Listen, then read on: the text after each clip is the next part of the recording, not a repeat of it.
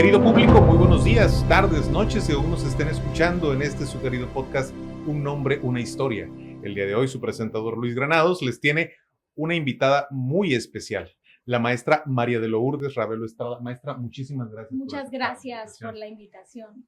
Como saben, querido público, este es un podcast con la intención de presentarles a personas de nuestra sociedad para poder conocerlas más allá del cargo, conocer a la persona que está detrás de los títulos, detrás de los escritorios y que nos platiquen un poco acerca de ellos mismos. Y esta invitada es muy especial porque yo la conozco desde hace mucho tiempo. Fue mi profesora en la universidad. Orgullosamente tenemos el placer de que nos acompañe el día de hoy.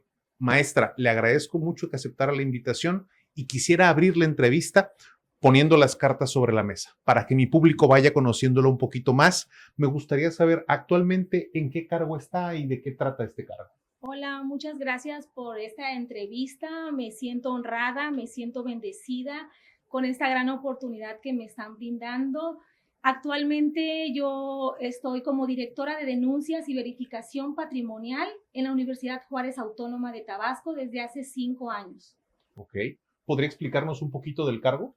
Sí, mira, hubo reformas en el Sistema Nacional Anticorrupción y derivado de estas reformas obligó a todos los órganos internos de control, llámese lo que conocemos o se conocían como contralorías en todos los órganos autónomos de todo lo que es el gobierno, los 3 poderes, los órganos desconcentrados, descentralizados, paraestatales, etcétera. La Universidad Juárez Autónoma de Tabasco hace 5 años reformó también su normatividad y derivado de eso reajustó la Contraloría y hizo un nuevo organigrama. Entre ese organigrama es la Dirección de Denuncias. La Dirección de Denuncias es para recibir, atender quejas de todos los servidores públicos universitarios y también de los particulares en contra de servidores públicos de la universidad. ¿En qué sentido? Precisamente atacando la corrupción. Es decir, yo recibo denuncias por profesores o alumnos que hay llamadas de atención de forma inadecuada, es decir, un vocabulario inadecuado entre profesor-alumnos, denuncias donde hay alumnos que son sujetos de cobro por calificaciones. Eso es corrupción, eso es antiético. También hay denuncias derivadas de auditorías, cuando las auditorías en la universidad hay algo que se deba de investigar, pues también es sujeto de investigación porque son los servidores públicos que están trabajando y que hay que atender y llegar al fondo y determinar qué es lo que está sucediendo. Son muchos los escenarios que se ven, pero es atender la Ley General de Responsabilidades Administrativas y que es una ley general, y eso es lo que yo estoy aplicando y estoy trabajando desde hace 5 años en la universidad. Muy bien, muchas gracias, maestra, por compartirlo. Público querido, entonces ya tienen las cartas sobre la mesa, ya saben quién es nuestra invitada y a qué se dedica actualmente. Vamos a conocer a la persona, quien está sentada detrás del escritorio, para que nos abra un poquito su corazón y nos cuente más acerca de ella. Y para conocer más de una persona, siempre se los he dicho, público querido, lo principal son los orígenes. Vamos a viajar mucho más hacia atrás para conocer a la maestra en sus primeros años. Y para esos primeros años, lo primero que yo quisiera saber, maestra, es, cuénteme, ¿dónde nació, su familia, papá, mamá, hermanos? Cuéntenos un poquito de eso. Mira, con humildad lo comparto. Yo siempre expreso que vengo de una familia hermosa, porque mi padre y mi madre para mí son un gran ejemplo, son un matrimonio que tiene 52 años de casados. Para mí, a mis ojos, es un matrimonio honorable porque lo es. Ellos han dado muestra de su amor y el respeto como pareja. A nosotros como hijos nos han inculcado muchos valores. Mi madre es una mujer espiritual y mi padre es un hombre pues celoso, muy cuida a sus hijas. En ese contexto familiar yo me desarrollé y creo que vengo de una familia en ese sentido muy unida, muy amorosa y bien formada. Mi padre es César Ernesto Ravelo Dagdud, para mí es el mayor referente que yo tengo en mi vida. Como cualquier hijo, yo lo admiro, lo respeto y sobre todo sus sabios consejos son los que me han ayudado a mí a tener los avances y la determinación que yo tengo en la vida. Mi madre es Carmita Estrada, es una mujer dedicada al hogar, una mujer amorosa, adora a sus hijos y a sus nietos, y tengo 3 hermanos, 2 hermanas que se llama Beatriz, Carla y Manuel Ernesto. Todos en conjunto somos una familia muy unida en todos los aspectos, de manera personal, en cualquier circunstancia de la vida. Mi padre nos ha inculcado siempre de que permanezcamos unidos. Él nos ha hecho una frase que la tengo muy presente, de que cuando ellos ya no estén, él quisiera que nosotros permanezcamos unidos, que porque a nadie más le va a doler lo que a nosotros nos pase más que a nuestra propia sangre. Y creo que él tiene razón, que la familia es primero y la familia es siempre y en todo momento. Hablando de papá y mamá, ¿usted fue más apegada a uno, a otro, a ambos? ¿Cómo era esa relación padres-hija? Mira, es una dualidad, porque mi madre fue la que se dedicó a cuidarnos a nosotros, pues mi madre era ama de casa, mi madre era la que nos llevaba a la escuela, nos cuidaba, nos educaba, pero mi padre pues era el proveedor, era en diferentes etapas de su vida, él tuvo diferentes actividades, fue empresario maderero, fue agricultor, ganadero y terminó siendo político. Por circunstancias de amistades terminó siendo político. Mi padre no nos cuidaba, pero sí estaba pendiente de nosotros, y mi madre siempre nos hacía referencia a mi padre, al menos a nosotros como mujercitas. Recuerdo en mi adolescencia, mi madre siempre nos decía, cuídense, no vayan a cometer un error, porque pues como niñas, como adolescentes, pues tienes el noviecito, la persona con la que estás conviviendo de manera normal, como parte de la juventud, y mi madre siempre era como así. Salíamos a comer tacos, salíamos a comprar una paleta al parque. Yo soy de Huimanguillo, es un pueblo muy pequeño, es un pueblo donde todos nos conocemos, y esa constante de mi madre de decir, no hagan nada porque si ustedes piensan que nadie les ve, pero si alguien les ve, van a acabar su reputación, van a acabar su nombre, van a acabar con su apellido.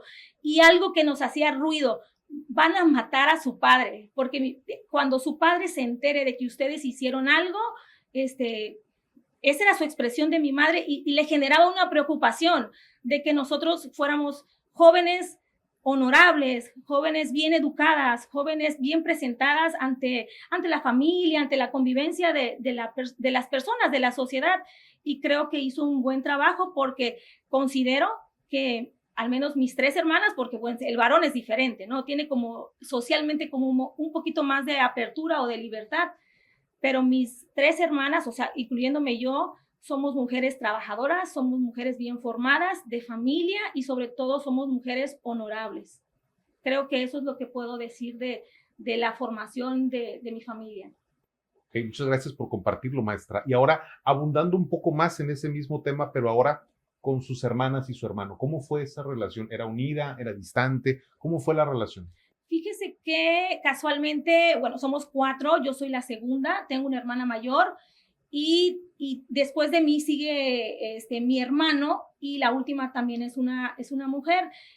Quizás por afinidad, por ser mujeres, yo me llevo más con mis hermanas, pero eso no significa que yo tenga una ruptura con mi hermano. Simple y sencillamente es que como mujeres nos entendemos, nos aconsejamos y nos arropamos en cualquier tema o consejo. Mi relación con mis hermanos es excelente.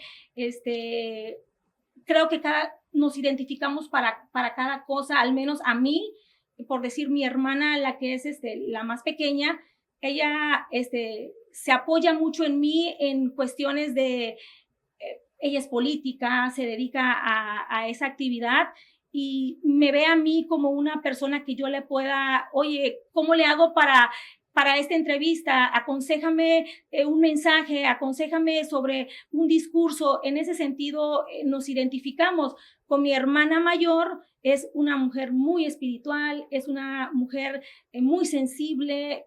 Nosotros le decimos es una mujer todo corazón, porque si algo te pasa, si te enfermas, si necesitas algo, le llamas y ella te ayuda. O sea, cada quien tiene su personalidad, tiene su rol en la familia. Entonces nos identificamos, a mí al menos, con humildad, lo repito, porque acabo de decir hace un momento igual, me ven mis hermanos como una mujer centrada, una mujer estudiosa, una mujer a la que mi vida y mi actividad ha sido dedicado a eso. Entonces me ven de esa manera, como la formal, la seria, la estudiosa. No quiere decir que ellos no lo sean, pero yo he sido más enfocada en esos temas. Ok, ok. Muy bien, pues bueno, le agradecemos mucho a la maestra que nos haya abierto esta puerta hacia su familia y hacia conocerla un poquito más. Vamos a pasar ahora, seguimos en Orígenes, pero vamos a pasar ahora a la niñez. Quiero que me cuente, me decía que estuvo en Huimanguillo, entonces quiero que me cuente cómo fue en aquel entonces su niñez, pero en la primaria. ¿Qué recordamos de la primaria? Yo tuve una primaria muy bonita. Yo estudié en el colegio de monjas. Les decía, mi madre es muy espiritual y pues estudiamos en ese colegio. Algo que yo recuerdo, en cuarto año de primaria, de manera natural y de manera sin que yo lo persiguiera, se dio de que pues me mandaron a hablar a la dirección de la escuela y me dijeron que iban a ver la entrega de diplomas y que yo había obtenido el mejor promedio de cuarto año de primaria. Una cuestión que a mí me generó como mucho interés, y a partir de ahí, de que recibí mi primer diploma y lo tengo dentro de mi currículum, dice mi nombre y dice calificación 10. Entonces, de ahí yo como que me hice un compromiso y yo dije, me gustó esta circunstancia de pasar a un escenario y que te aplaudan. Y pues obviamente mis padres pues empezaron a presumirme que su hijita había sacado el primer lugar de su salón. Y esa situación de que mi padre me presumía con sus hermanos, con sus compadres, en las convivencias familiares, me llamaba y me decían, ella sacó 10 en cuarto año de primaria. Eso sucedió hasta que yo terminé el posgrado. Todos los años escolares como que me marcó la circunstancia y me motivó, y de ahí en adelante, quinto, sexto, secundaria, preparatoria, universidad, maestría, me titulé sin hacer examen, sin hacer tesis, sin hacer una investigación. Únicamente hice mis trámites y bueno, tengo igual la universidad y lo que es la especialidad y la maestría, excelencia académica. Entonces, son cosas que me han marcado, pero a partir del cuarto año de primaria fue que me motivó esa situación que se dio sin buscarla. Maravilloso, maestro. Entonces, desde cuarto de primaria ya tenía la vara muy alta y nunca la bajó. Sí, creo que mi padre influyó mucho porque lo veía yo muy orgulloso. Claro. Y ese orgullo que le generé sin yo pretenderlo, me impulsó a mí a que yo le quiero dar a él otro regalo. Y cada año hacía lo mismo, y mi padre en todas las etapas de mi niñez y de mi juventud siguió haciendo lo mismo. A todos sus familiares les decía, ella es una excelente estudiante, ella es una excelente estudiante. Obvio, me recompensaba, a diferencia de mis hermanos, con algún regalo, pero eso no era para mí algo que yo buscara. Lo que a mí me agradaba era ver a él el orgullo que yo le generaba, claro. Y como hija a mí me daba mucha satisfacción. Por supuesto. Y bueno, maestra, ok, ya pasamos de la primaria, ahora entramos a esa etapa un poquito difícil, entramos a los primeros pasitos de la adolescencia y pasamos a secundaria. ¿Qué recordamos de la secundaria?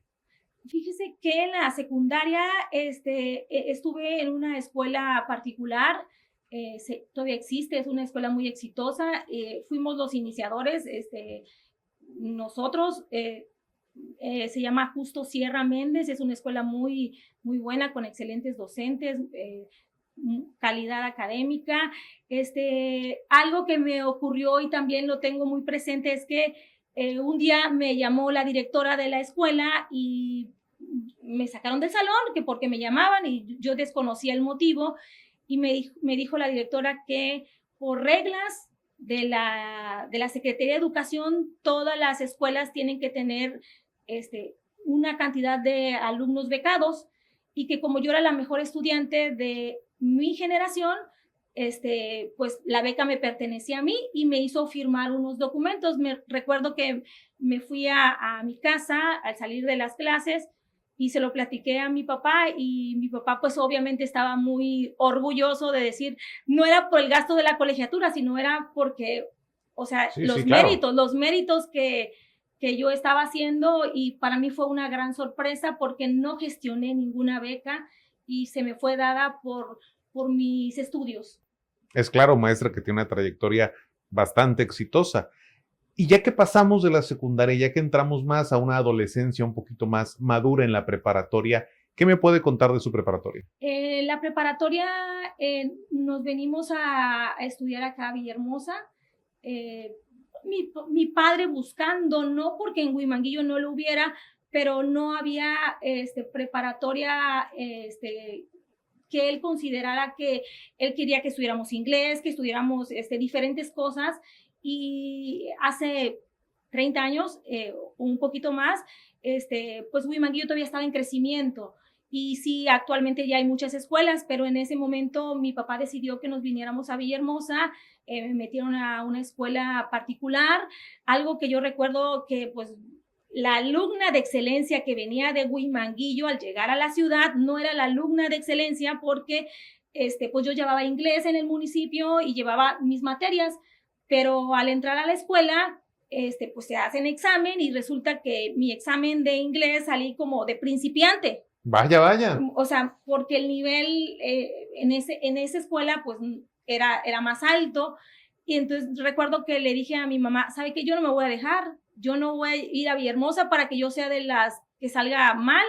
Y pues me apoyaron, y inicié primero los fines de semana con una maestra excelente que, si me está viendo, le mando saludos, se llama la maestra Migdalia. Saludos, maestra. Ella, los fines de semana me ayudaba y me enseñaba inglés, y excelente profesora, es un gran referente en Huimanguillo, igual que su esposo. Y después ya me quedé a vivir en Villahermosa, y como yo quería avanzar mientras yo primer semestre de prepa, segundo semestre, tercero, bueno, terminé los 6 semestres de la preparatoria y llegué a nivel intermedio de inglés. No pude llegar avanzados porque pues no es que fuera complicado, pero sí era una escuela que tenía un alto nivel de idiomas, pero me esforcé y logré avanzar, no me quedé como principiante, avancé 3 niveles. Entonces, eso lo tengo muy marcado de que yo quería ser igual destacada como lo era yo en mi municipio, y bueno, también en esa escuela, a diferencia de lo del inglés, también cada año hacían premiaciones, como lo hacen en cualquier escuela, las actividades, y también tengo mis diplomas de excelencia académica. Sacaba 9.8 porque pues obviamente el inglés no me daba para que yo sacara excelencia, pero era una calificación excelente. Es claro, maestra, que ha sido una excelente alumna toda su vida. Ahora, en este punto de la entrevista hemos llegado ya a la mitad de ella, y antes de pasar a la parte universitaria, a la parte del derecho, a la parte de todo esto, hay algunas preguntas que siempre le hago a mis invitados que, querido público, siempre les dan una mejor visión de la persona que estoy entrevistando. La primera pregunta sería, maestra, en todo este tiempo, desde los orígenes hasta la preparatoria, antes de entrar a la universidad, en su vida, ¿ha habido alguna persona o personas a las cuales en su momento más difícil, más oscuro, usted siempre acuda para aferrarse? Una persona que diga, cuando de verdad me siento muy mal, esta es la piedra de la que me agarro. les he hablado bastante de mi padre y de mi madre, sin embargo, no son las personas a las que yo acudo cuando tengo un problema y no lo hago porque no los ame. Al revés, los amo demasiado y soy una persona que no me gusta hacerlo sufrir. Y a la persona que yo me he apegado más es a mi hermana mayor, a mi hermana Beatriz. Ha sido una consejera, ha sido una hermana presente en muchas cosas de mi vida difíciles. Ella siempre ha estado conmigo, ella me ha dado el mayor impulso, el mayor apoyo a mí y a mis hijos. Entonces, ella es la persona a la cual yo me he apoyado en todas las circunstancias de mi vida. Me refiero en la cuestión familiar. Ella es esa persona especial para mí. Mis padres se enteran de las circunstancias de las que yo estoy pasando, pues obviamente el canal de hijos y padre, mi hermana, pues se lo comunica, pero no soy yo la que de manera directa lo hago, y lo hago por evadir que ellos sufran.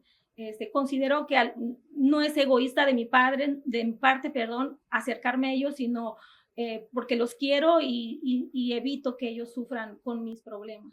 Y lo entiendo perfectamente. Muchas veces queremos que la gente que amamos no se sienta castigada o culpable o sufrir, aunque no sea parte de ellos. Peor aún, si no está en su ámbito de responsabilidad y de acción, nuestros padres solo se frustran más y quisieran ayudarnos, pero pues no pueden. Qué bueno que usted ha tenido ese referente en su hermana, que la apoye y esté ahí para usted.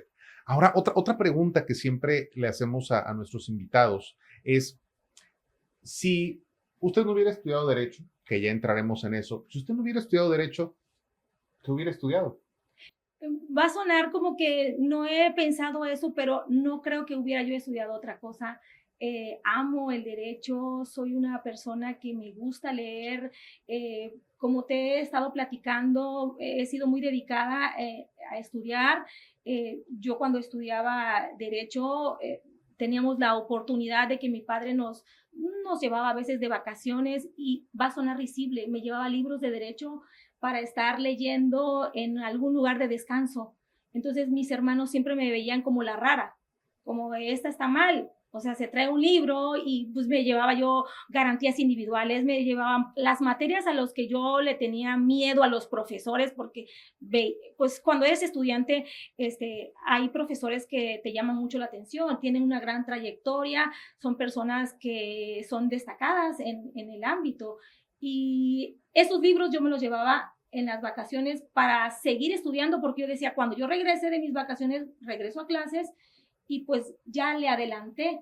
Esa era Lule en la universidad. Entonces, no creo que yo hubiese podido estudiar otra cosa, porque me gustaba, me interesaba algo que no sé cómo expresarlo, pero me considero una persona creativa del derecho, y más adelante te voy a explicar por qué en algunas circunstancias laborales yo he trabajado en normatividad. Entonces, creo que tengo creatividad en el sentido de ir armando normas o reglas o artículos, haciendo reglamentos, haciendo alguna actividad de esta, y lo he hecho de tal manera que ha sido aprobado y ha sido coherente, que no choca con ninguna otra circunstancia jurídica.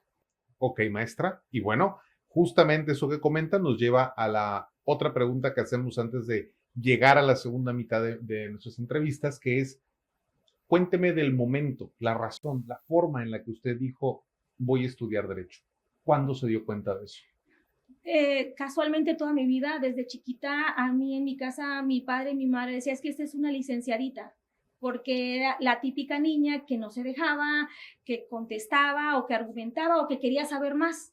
Entonces, siempre me pusieron el mote de es una licenciadita, y yo tenía 10 años, 12 años, 13 años. Entonces, a mí cuando me preguntaban, yo ya sabía que yo iba a ser abogada, porque siempre tenía me veían de esa manera por mi actitud que yo tomaba ante cualquier circunstancia familiar. Era preguntona y opinaba, y eso me hizo a mí como que tomar la decisión de que es lo que yo quiero hacer. Ok. Aparte de que circunstancialmente en mi núcleo familiar, mi padre empezó a enfrentar problemas jurídicos y eso me impulsó más a mí porque si tú has escuchado, yo me refiero a mi padre como una persona que yo admiro mucho y circunstancias que pasó él en su juventud, que yo era una niña, me veía yo imposibilitado de ayudarlo. Y eso a mí me marcó y yo dije, yo quiero estudiar derecho para ayudarlo. Y sí, estudié derecho y me encargué de muchas cosas jurídicas que mi padre circunstancialmente estaba enfrentando. Sépanlo bien, querido público, muchos estudiamos derecho justamente para proteger a los que amamos. Esa es una de las grandes razones por las que estudiamos derecho. Muy bien, pues hemos entrado a la segunda mitad de la entrevista y ahora viene la parte académica y profesional más avanzada. Maestra, quiero que nos cuente acerca de sus estudios en derecho. Quiero que me hable de la universidad donde estudió, dio prácticas, servicio, dónde lo dio. Cuéntemelo todo. Sí, soy orgullosamente Juchimán. Estudié en la Universidad Juárez Autónoma de Tabasco. Eh, Fui una alumna muy buena alumna. Mi práctica o mi servicio social lo di en la dirección del Registro Civil del Estado. Me gusta mucho el derecho civil y ahí empecé a dar mi servicio y posteriormente a que yo terminé mi servicio, bueno, me quedé en esa actividad laboral. Pero referencias que yo tenga de la universidad, lo único que te puedo decir, y el público va a decir qué aburrida la vida de Lourdes, estaba dedicada al 100%, tenía mi novio y sin embargo yo no salía, no convivía, yo estaba dedicada a estudiar, vivía aquí en Villahermosa con mi hermana mayor y dos primos, compartíamos un departamento y cada quien su carrera y yo veía que ellos se iban al cine, se iban, que si, cualquier festividad o actividad normal que se diera, yo siempre decía, no puedo, porque mañana tengo que exponer, no puedo porque tengo examen la próxima semana. No, yo no sé si yo estaba como encasillada únicamente a estudiar o realmente la vida me estaba preparando, creo, para muchas cosas que yo ya en mi etapa profesional y como adulta he enfrentado en la vida. Entonces yo lo tomo de esa manera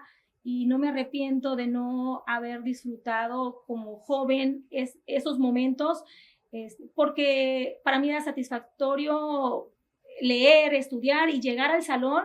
Incluso tenía compañeros que son mis grandes amigos que me buscaban y me decían, tú estudiaste, explícame, y lo que yo les explicaba les servía a ellos para sus exámenes o para sus exposiciones. Ok, maestra, pues es una vida dedicada enteramente al estudio. En retrospectiva, primaria, secundaria, prepa, universidad, ¿cuál diría que fue la etapa que más disfrutó? Yo creo que la universidad. Tengo grandes amigos en todas las etapas de mi vida. Sin embargo, la universidad la disfruté mucho porque, como te repito, no me hago la idea de verme de otra forma que no sea como abogada. Y amaba yo estudiar, me encantaba convivir con mis compañeros, reunirnos, para organizarnos, para exponer.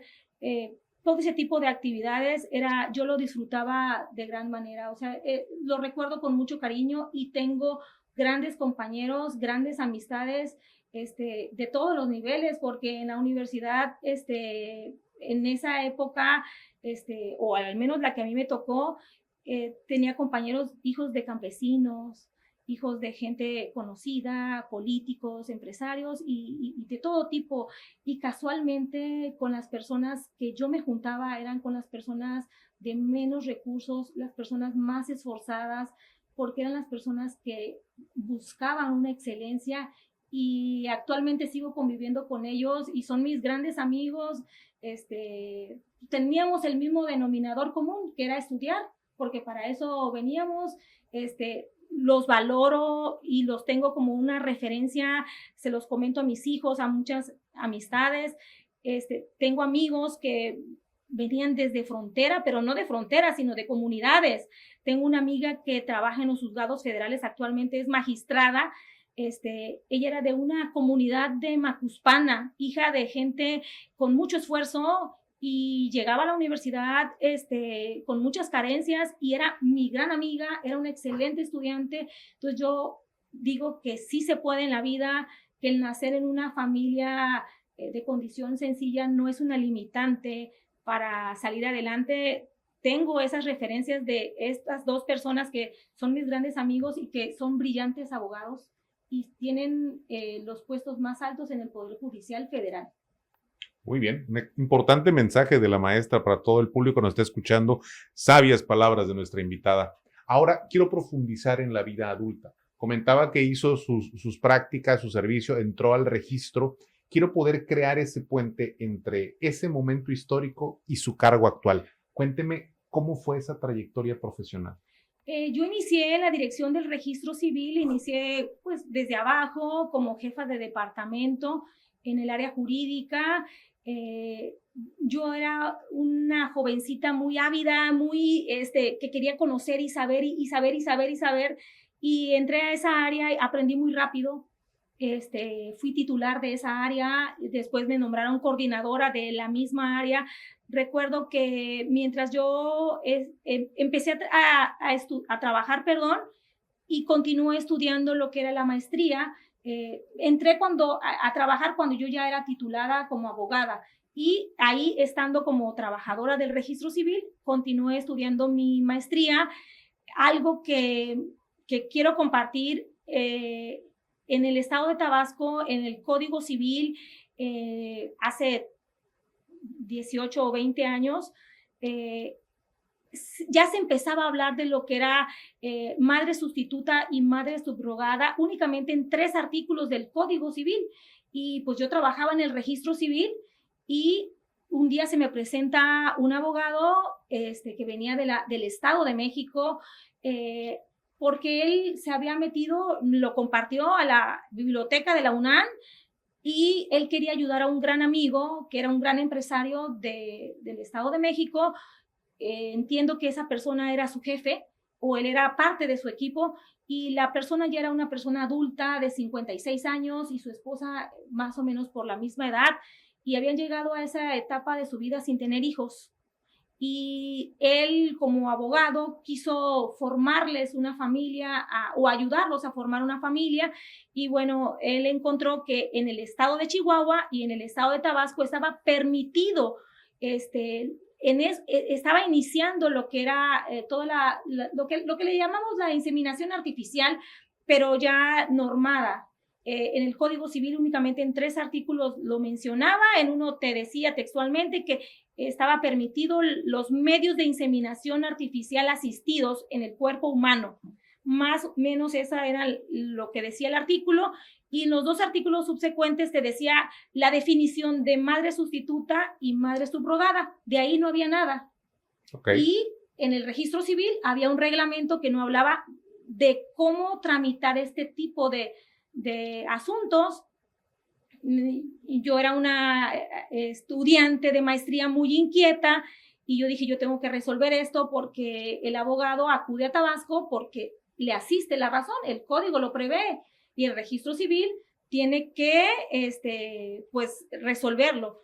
Y me puse a estudiar, hablé a diferentes dependencias del gobierno federal y literatura nacional e internacional, y bueno, logré yo armonizar lo que fue el procedimiento de registro de asentamientos derivados de estos procedimientos, y puse los requisitos, y el abogado cuidando desde luego que lo que yo estaba haciendo no contradijera la normativa de ninguna manera de lo que ya estaba establecido para asentamientos y para otro tipo de registros.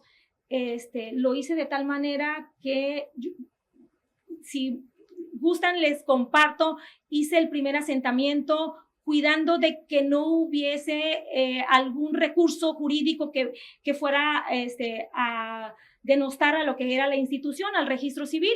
¿Y qué sucedió? Yo dije, bueno, bueno, hay que hacer un contrato ante un notario público y desglosar ahí los acuerdos que se toman, entre otras circunstancias. Pero la parte final en donde yo abroché, por decirlo así, el asunto fue de que la pareja contrató a una joven para que llevara en su vientre el producto de lo que era su hijo, ¿no? Y yo decía, ¿cómo le hago para que al momento de que nazca el bebé, la madre gestante, no jurídicamente no oponga alguna acción en contra de los padres contratantes? Se tenía que dar de manera voluntaria. Ni el contrato que se había hecho ante el notario lo podría obligar, porque no había literatura que hablara de la cuestión de una vida humana. Vaya, no puedes forzar a una persona a que le entregue su hijo porque ella era una madre gestante. Biológicamente, el documento en el hospital salía a nombre de ella. Ella era la madre oficialmente porque era la que estaba teniendo al bebé, aunque había un contrato de por medio que no tiene nada que ver médicamente, los doctores eso no lo entienden. Y bueno, se hizo el registro, yo le pedí a las personas que si estaban de acuerdo, la madre gestante tenía que firmar como testigo. De esa manera, al ser testigo, ella da su consentimiento, da su voluntad, donde consiente el acto y posteriormente el abogado me llamó y me dijo, mira, el acta de nacimiento no tuvo ninguna situación porque fuimos y tramitamos pasaporte y no nos observaron nada, fuimos y tramitamos visa y casualmente la persona inició su vida de una manera en la cual consideré que había hecho normativamente lo correcto y se quedó los requisitos que yo establecí o que yo en ese momento creé, y son los que rigen actualmente los procedimientos en el estado de Tabasco. Maravilloso, maestra, que ha sentado esa clase de precedentes en nuestra historia como estado. Ahora, continuando con esa historia, ¿qué pasó después de esto? ¿Cómo se desarrolló profesionalmente? ¿Qué vino después para usted? En el registro civil estuve 13 años, por cuestiones administrativas de cambios de gobierno, pues ya dejé de estar en el registro civil y estuve en el Servicio Estatal de Administración de Bienes Asegurados, Decomisados y Abandonados, que sus iniciales son el CEABA, ahí estuve también como coordinador jurídico. El CEABA es una parte de la Secretaría de Administración que recibe todos los bienes decomisados de la Procuraduría. Es decir, cuando hay un retén, quitan motos, vehículos, armas, y también cuando detienen a una persona derivado de un ilícito, pues todos los elementos que se dan en esa detención, pues desde el machete, la pistola, incluso cuando hay circunstancias como accidentes o que matan a alguna persona, todo lo que se recoge por parte de la Procuraduría lo llevan a esta área y bueno, había que protegerlos, inventariarlos y cuidarlos hasta que un juez determinara la devolución de estos bienes. Casualmente también ahí me tocó llegar y ver que no había de manera ágil de cómo tener el control de todo esto y buscando ayuda tecnológica con áreas del gobierno, logré que, obviamente con el apoyo de mi directora, que es una persona que aprecio mucho, que es la licenciada Nelly Delfín, ella me apoyó, me respaldó, hicimos una base de datos. Desde esa época se empezaron a registrar ya en una base de datos todo lo que entra derivado de lo que acabo de decir. Ya se hizo un inventario. Era un trabajo que me generaba mucha preocupación porque se recibían muchas cosas terribles, pruebas o indicios de violación, indicios de asesinatos, indicios de lo que se ve en una procuraduría. Mucha responsabilidad. Mucha responsabilidad porque eran vehículos, tuve una circunstancia, yo era muy joven y tuve una circunstancia muy como ríspida con un subprocurador, porque la cara que daba, la cara final de todo este proceso que les acabo de dar era el SEABA, es decir, cualquier ciudadano tenía un problema, les quitaban sus bienes y después de determinados meses o años resulta que te liberan, ¿no? El vehículo, el arma, la propiedad, porque incluso también habían bienes, inmuebles, que se usaban para Ilícitos. ilícitos, así es. Y la circunstancia que me llevó a hablar con un subprocurador fue porque yo recibía reclamos todos los días de personas que me decían, es que me quitaron mi vehículo y usted me lo entrega y no tiene batería, usted me lo entrega y no tiene, ¿cómo le llaman? La computadora.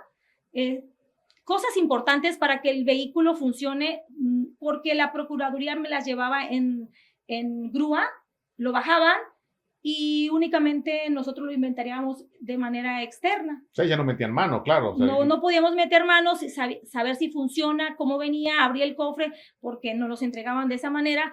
Y bueno, tuve una reunión y el subprocurador me dijo, no, pues es que lo tienes que recibir porque así se te manda. Y bueno, mi jefa fue más allá, habló con el secretario y le dijo, mira, tenemos este problema.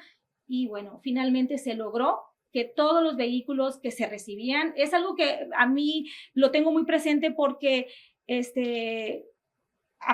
después de esa reunión y de ese empuje que yo tenía de que no era posible, de que el señor tiene razón, su vehículo estaba andando y se lo entregan en esas circunstancias, a partir de ahí la Procuraduría pasó una semana y me mandaba vehículos, no los recibía yo porque yo le decía, no, pues es que se tienen que entregar abiertos para que yo haga el inventario, saber si tiene la batería, si está completo, ¿no?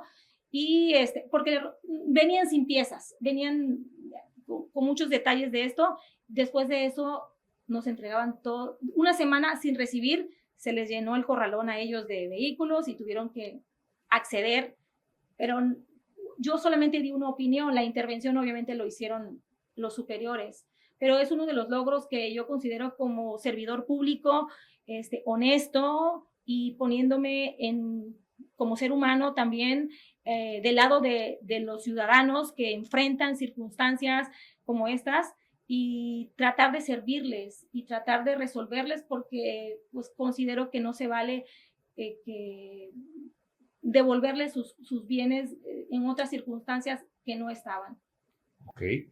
Ok, quiero entender todo su desarrollo profesional, porque yo entiendo que en algún punto usted se volvió profesora, lo entiendo, lo sé porque hace 18 años me dio clases, yo sé que así fue. ¿Cómo sucedió todo esto? Mira, esta es una parte muy difícil de mi vida y también es una parte muy satisfactoria por circunstancias de mi vida personal. Pues yo me quedé con mis 2 hijos y tuve que buscar la manera de salir adelante. El trabajo que yo en su momento tenía no cubría las necesidades de mi casa, que era pues las colegiaturas, el cuidado de mis hijos, la alimentación y demás, y eso me orilló a mí a buscar otra oportunidad de trabajo sin descuidar mi actividad principal y empecé a dar clases en la Universidad Autónoma. Metí mis documentos, me hicieron todos los exámenes que se hacen para que un profesor apruebe y sea aceptado, y así inicié a dar clases en la universidad. Como tampoco cubría yo mis necesidades con este otro segundo sueldo, lo hice también los fines de semana. Durante 10 años de mi vida he tenido 3 trabajos y lo he hecho, lo digo con orgullo y lo digo también con una situación de que ha sido difícil, pero vale la pena por sacar a mis hijos adelante. Por eso yo les comento a las señoras, a las mujeres, a todos los que me están viendo, que en la vida todos los seres humanos tenemos dificultades. Y para mí ser profesor me ha obligado a prepararme más, a dar lo mejor de mí, pero también detrás de eso va la parte personal, por qué lo tuve que hacer. y de esa manera yo he salido adelante. Las personas que me conocen saben mi trayectoria y algunos que pensarán que detrás de mi nombre y de mi apellido hay una vida de comodidades, una vida resuelta, no lo ha sido. Yo me he luchado, me he esforzado y he salido adelante a base de trabajo. Por supuesto. Y maestra, si me lo permite y si ustedes me lo permiten, ahí quiero profundizar más porque ese es el propósito de mi podcast. El chiste es conocer el interior de la persona, su corazón, saber cómo piensa, cómo siente, cómo reacciona. Y creo que hemos llegado a un punto muy importante. Cuénteme más acerca de esto de que sola empujó y tuvo 3 trabajos para sacar adelante a sus hijos, 3 trabajos. Ni siquiera puedo hacer la matemática del esfuerzo que tuvo que hacer, las horas que tuvo que gastar. Eso es realmente admirable. Yo quiero escuchar eso. Sí, pues trabajaba todas las horas del día que había luz y únicamente pues llegaba a mi casa a las 8 o 9 de la noche y pues mis hijos ya estaban dormidos. Tuve que apoyarme de personas que me cuidaran a mis hijos, de contratar gente que me fuera a buscar a mis hijos. Mi hijo, por circunstancias también de que hay personas que te ayudan, pero no son de todo honestas y no son de todo confiable, pues Las hay. me tuve que quedar sin persona que me apoyara y no porque yo quiera presumir, tenía persona que me ayudara, lo hacía porque yo no, si yo cuidaba a mis hijos no podía trabajar, yo me levantaba, llevaba a mis hijos a la escuela, los dejaba y ya de ahí no volvía yo a saber de mis hijos hasta el día siguiente porque cuando yo regresaba en la noche mis hijos ya estaban dormidos, pero todo el tiempo estaba pegada yo en el teléfono, hablando, monitoreando, ya llegaron, ya comieron, ya hicieron la tarea, como cualquier madre, está al pendiente de sus hijos, protegerlos y que sobre todo que estén en cumplimiento de sus actividades como niños. Yo no fui a ningún festival de mis hijos, no podía hacerlo porque siempre tenía trabajo o dar clases, etcétera. Es una parte muy difícil de mi vida que ahorita la comparto con más fluidez, pero en los inicios de todo esto que te estoy platicando, para mí hablar de esto era imposible, se me hacía un nudo en la garganta, yo evitaba hablar de mi vida personal, ocultaba mi vida personal, no porque fuera mala, sino porque era una circunstancia muy dura y me dolía. Actualmente me siento una mujer que, como cualquier mujer, ha pasado circunstancias duras, pero que aquí estoy luchando por un sueño y creo que así como yo hay muchas mujeres valientes y que lo han hecho de manera honorable, porque la forma en la que yo he salido adelante ha sido únicamente a través de mi trabajo. Continuando con la parte profesional, quiero entender más acerca de su trabajo actual. Ya me contó todos los pasos para llegar hasta allá. Cuénteme más de su trabajo. Mire, es un trabajo que yo llegué de manera circunstancial, como inicialmente te comenté, las reformas que hubieron del Sistema Nacional Anticorrupción obligaron a la universidad a ajustarse a esta normativa y soy la primera directora de denuncias y verificación patrimonial que tiene la UJAD. Llegué a ese lugar, a ese espacio, sin haber ningún documento, pues era la primera nombrada en esa actividad, lo cual le agradezco mucho a mi rector, al licenciado Guillermo Narváez, por la confianza que tuvo en mí. Si ustedes observan, es un puesto que obedece a las reformas del Sistema Nacional Anticorrupción, lo cual me indica a mí que el señor rector me ve a mí con ojos de honestidad, porque para poner a alguien en ese lugar tienes que serlo porque vas a investigar la corrupción. Y en ese sentido creo que lo he hecho, he contado con el apoyo, desde luego, de muchas personas. Tengo un gran equipo en la universidad. Es un trabajo bastante complejo. Es un trabajo que considero que es difícil porque a mí me toca conciliar con compañeros, con gente que yo convivo y que yo conozco en la universidad, pues por los años y la actividad. Tengo 10 años en la universidad en diferentes cargos y actualmente estoy en este. Y bueno, es un trabajo difícil en el sentido de conciliar, convencer y lograr una solución sin llevar un procedimiento que nos lleve a una responsabilidad administrativa, que es lo que trato de evitar, porque si las personas no resuelven la situación en el área de denuncias, que es el área donde yo estoy al frente, lo que sigue es iniciar un procedimiento de responsabilidad. Cuando ya hay un procedimiento de responsabilidad, es lo que nosotros llamamos que yo soy el Ministerio Público o el fiscal en la universidad, y hay un área que es el juez, por decirlo de una manera, que es el área de responsabilidades, y si llegas a esa área, significa que ya eres, yo elaboro un proyecto, resuelvo y acuerdo que eres presunto responsable de la, y hay una redacción en qué sentido, ¿no? Y encuadrarlo en la Ley General de Responsabilidades. Y bueno, es una parte que de 250 expedientes anuales, casualmente al área de responsabilidades nada más pasan 2, 3 expedientes, lo cual significa que el filtro en la universidad es el área donde yo estoy. Y bueno, esa ha sido una parte muy bonita, ha sido una parte de mucho aprendizaje, ha sido una parte que me ha obligado a mí pues a investigar y a conocer más del área administrativa en la que estoy. Y bueno, creo que estoy satisfecha con los resultados. Y bueno, espero que a la universidad le sirva la función que yo estoy desempeñando, y actualmente me he desarrollado en esta actividad con bastante honradez y sobre todo de manera ejemplar con los resultados que se han dado. Gracias, maestra. Es realmente satisfactorio escucharla y poder recibir este conocimiento que nos da, como con cada invitado. Es muy satisfactorio escucharlos, que nos cuenten de su vida y que nos cuenten las cosas tan interesantes que hacen, porque también es importante saber a cómo han dedicado su vida laboral.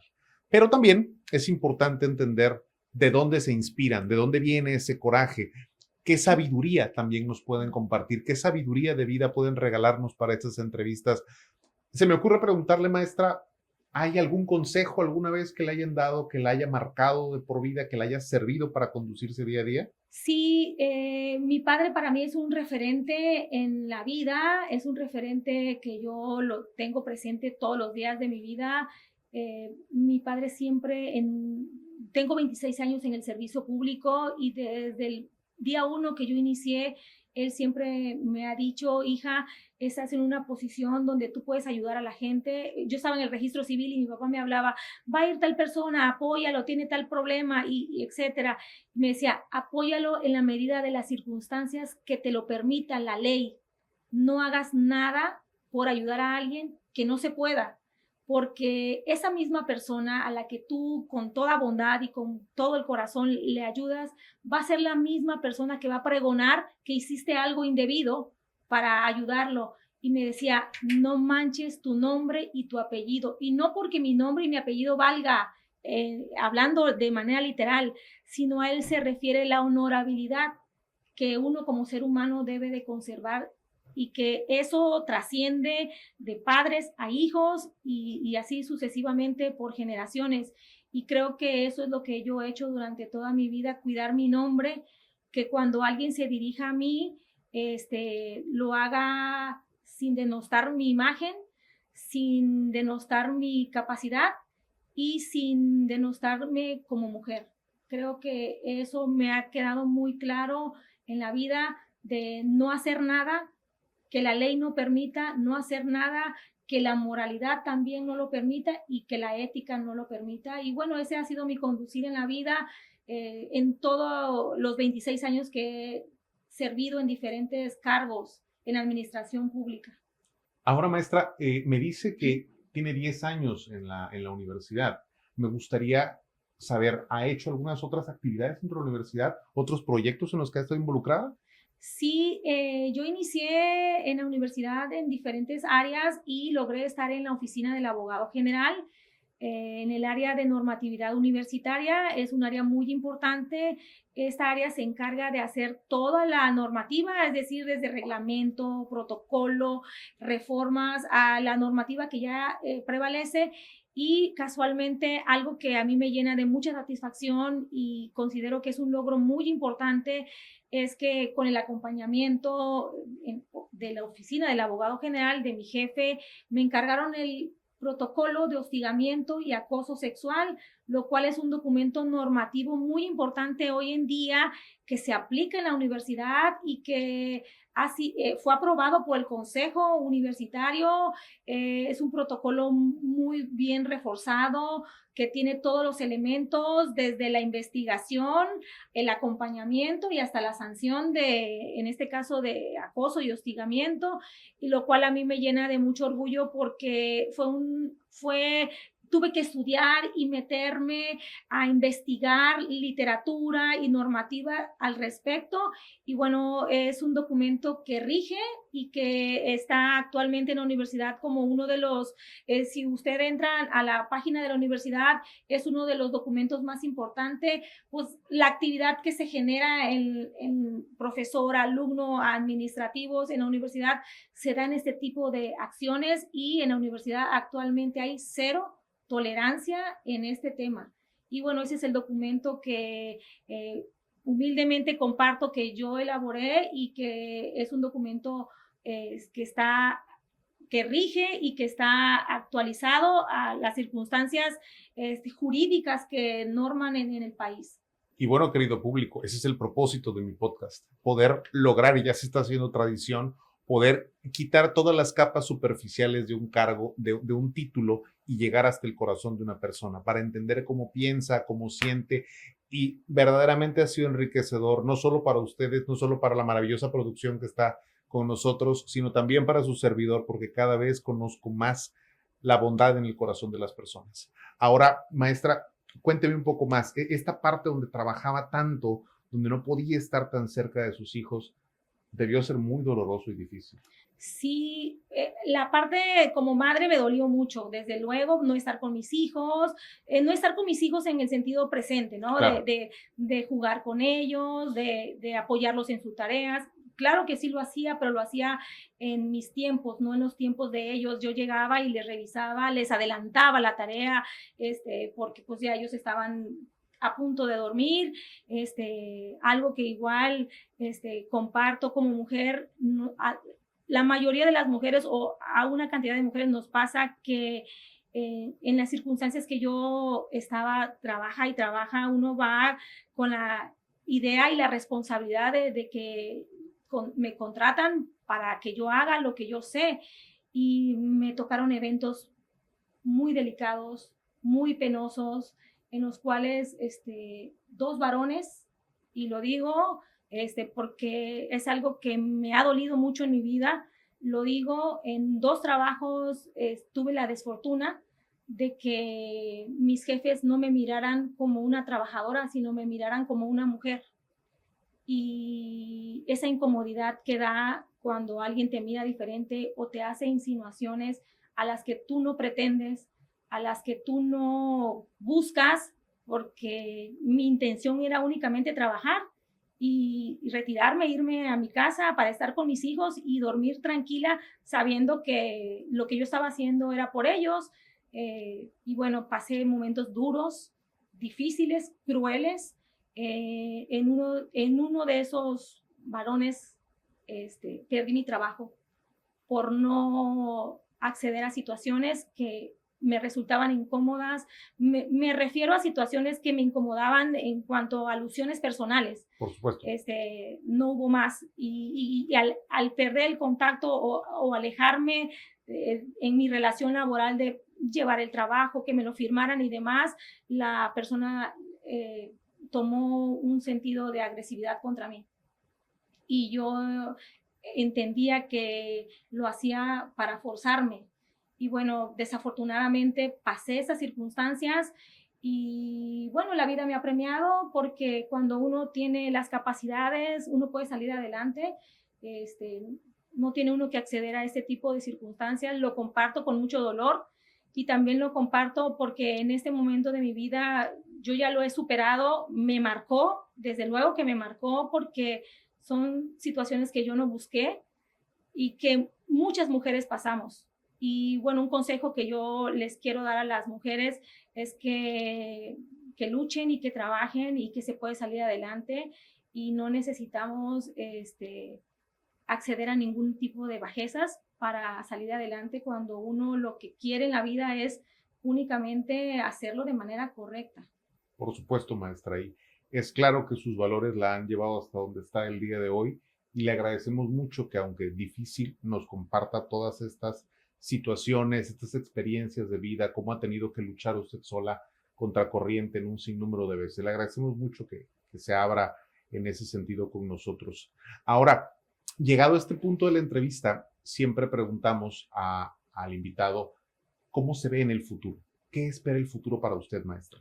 Y a pesar de que pudiesen considerar que ya me siento plena y me siento que ya llegué a un punto donde hasta ahí es mi alcance, no, yo me veo como una mujer que va a seguir luchando, que va a seguir prosperando, va a seguir buscando oportunidades, sobre todo estudiando, capacitándose en el ámbito del derecho, y tú lo sabes, lo que hoy aprendes dentro de un año ya está desfasado. Es verdad. Hay que seguir estudiando y creo que de esa manera me visualizo mientras yo tenga todas las oportunidades y las capacidades físicas para lograrlo.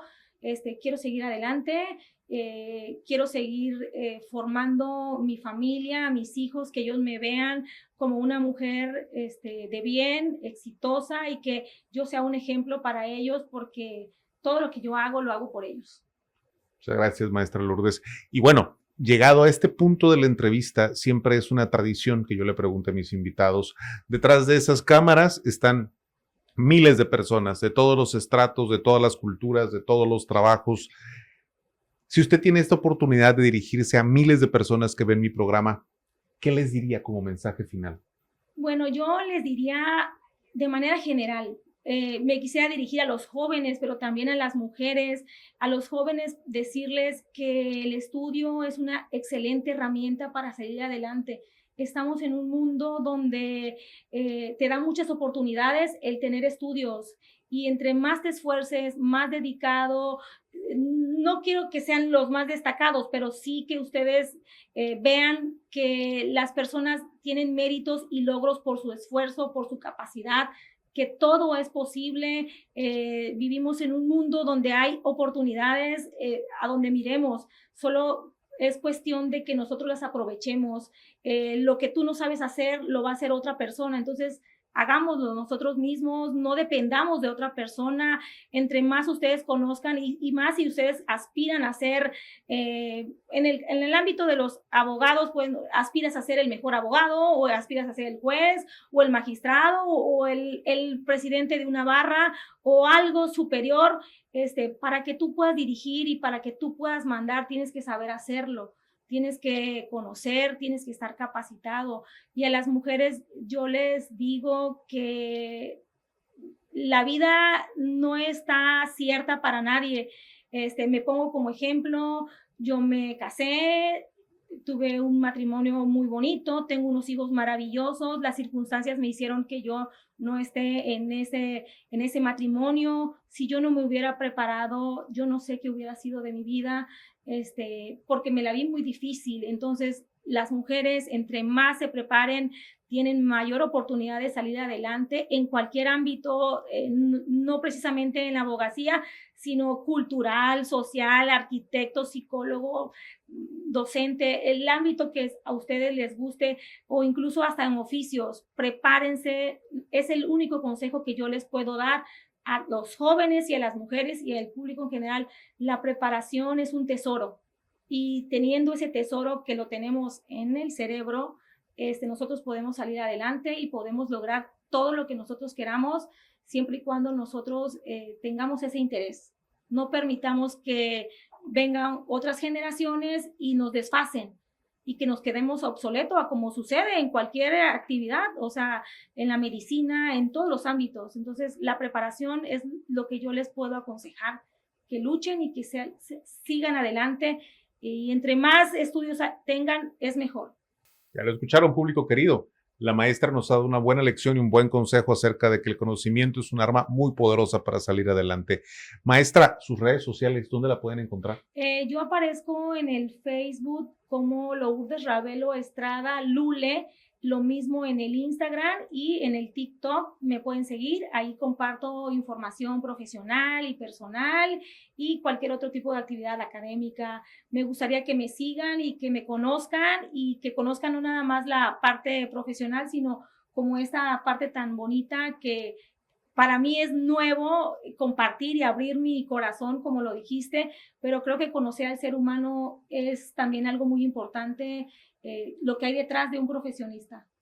Muy bien, pues ya lo escucharon, querido público. La maestra ha estado con nosotros, ha aceptado nuestra invitación y les ha compartido un poquito de ella misma para poder conocer quién está detrás del cargo. Maestra, muchísimas gracias por aceptar. Gracias a ustedes.